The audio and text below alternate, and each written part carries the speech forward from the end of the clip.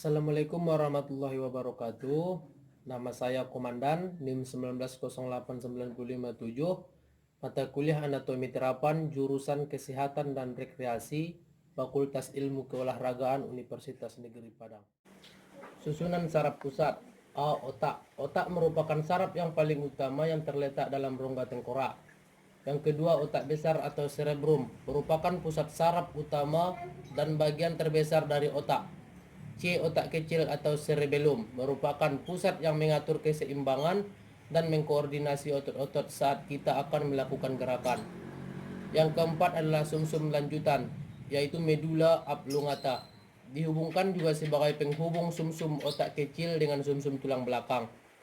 Yang kelima, sumsum tulang belakang, yaitu berlanjut memanjang di dalam rongga tulang belakang mulai dari ruas tulang tinggi.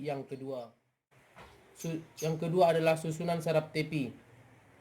Sistem saraf sadar atau isomatik mengandung saraf eferen sehingga mampu menghasilkan gerakan di jaringan otot rangka. Sistem saraf ini bekerja sesuai dengan kesadaran kita. Sel sistem saraf motorik membawa informasi ke organ, otot, dan kelenjar. Sistem saraf motorik yaitu yang semua sistemnya pada otot. Saraf tepi ini merupakan penghubung antara saraf pusat atau otak dengan sumsum tulang belakang dengan seluruh organ tubuh, yaitu organ dalam, kelenjar keringat, kulit, otot. Jelaskan perubahan genitalia muskulin akibat olahraga. Pada olahraga tidak akan mengubah apapun dengan kelamin. Ahli fisiologi bidang olahraga dari Holiday mengatakan struktur dan fungsi penis itu unik. Demikian pula dengan responnya terhadap latihan fisik yang berbeda-beda dibandingkan dengan otot rangka, lengan, kaki, dan perut. Penis terdiri dari ikat dan jaringan ereksi, pembuluh darah, dan jaringan saraf. Otot-otot pada penis berada pada dinding pembuluh darah yang mengatur aliran darah dan ukuran penis. Latihan dengan sendirinya tidak membuat ukuran jadi lebih kecil. Ukuran penis akan menjadi lebih kecil karena mengalihan suplai darah. Contoh ketika darah tersedot oleh rangka saat melakukan gerakan-gerakan tangan, kaki, dan pernapasan, bahkan selama latihan. Ketika istirahat telah selesai, tubuh akan kembali keadaan istirahat normal, termasuk aliran darah ke penis, dan akan mendampak ke ukuran.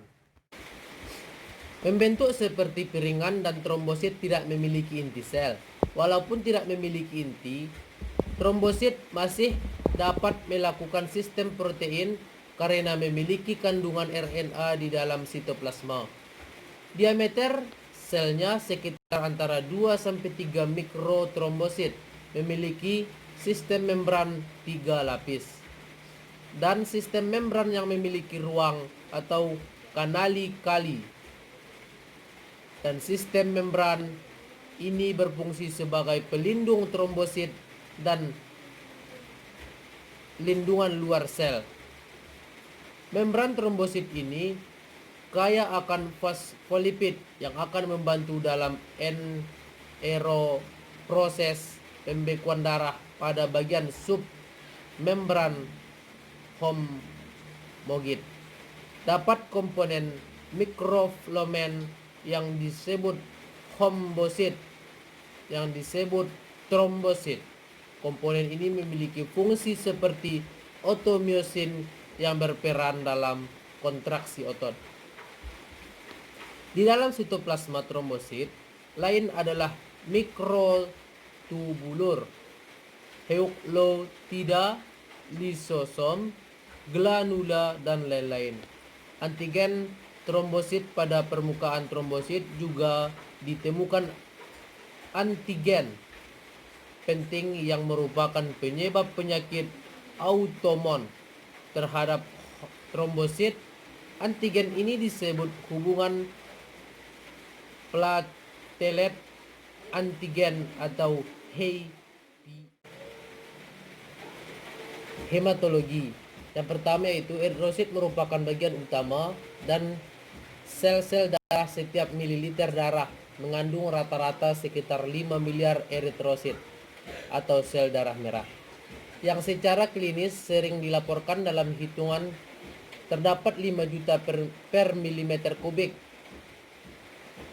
Eritrosit berbentuk lempeng bikonkav yang merupakan sel gepeng berbentuk piringan yang di bagian tengah kedua sisinya mencekung seperti sebuah donat dengan bagian tengah mengepeng bukan berlubang.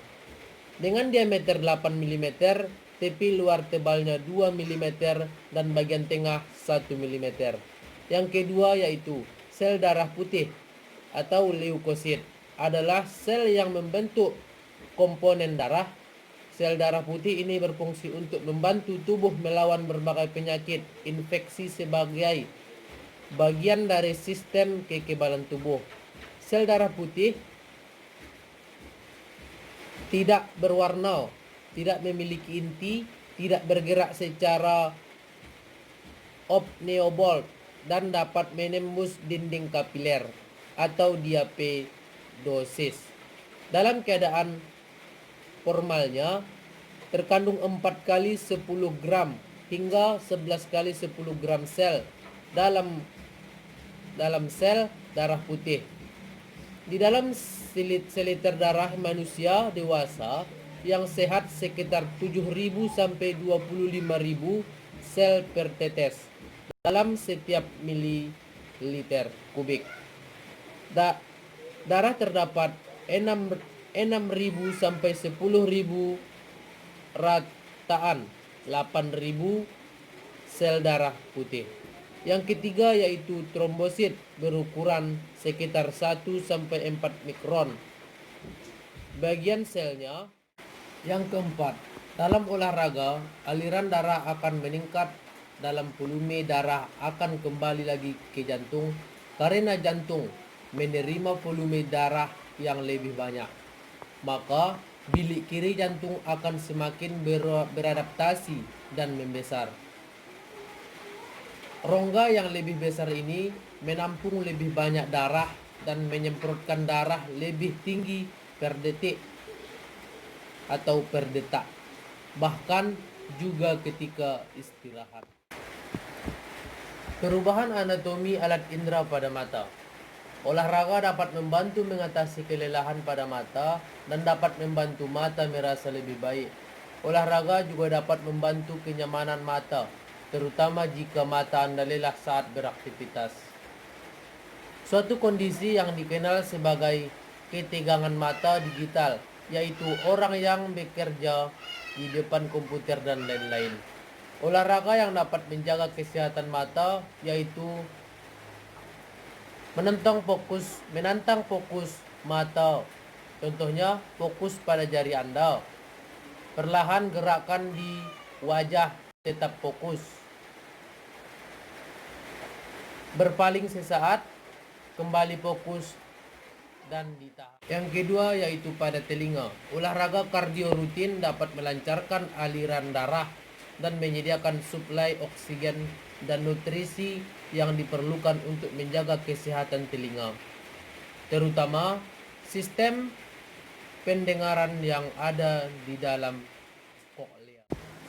Coronavirus adalah kumpulan virus yang bisa menginfeksi pernapasan pada banyak kasus. Virus ini hanya menyebabkan infeksi pernapasan ringan seperti flu, namun juga bisa infeksi berat seperti infeksi paru-paru. Gejala umum ada 3 gejala yang menandakan seorang terinfeksi virus corona, yaitu yang pertama demam, suhu tubuh di atas 30 derajat Celcius. Yang kedua adalah batuk kering, yang ketiga adalah sesak napas. Pencegahan virus corona atau COVID-19, sampai saat ini belum ada vaksin untuk mencegah infeksi virus corona ini. Cara terbaik adalah menghindari faktor-faktor yang bisa menyebabkan Anda terinfeksi virus corona. Yang pertama itu menjaga jarak minimal 1 meter dari orang lain. Rutin cuci tangan dengan air dan sabun. Jangan menyentuh mulut, mata, dan hidung sebelum cuci tangan. Tingkatkan daya tahan tubuh dengan pola hidup sehat. Lakukan isolasi mandiri atau tetap berada di rumah. Hindari kontak dengan penderita COVID-19. Sekian, terima kasih. Apabila ada kesalahan mohon maaf. Assalamualaikum warahmatullahi wabarakatuh.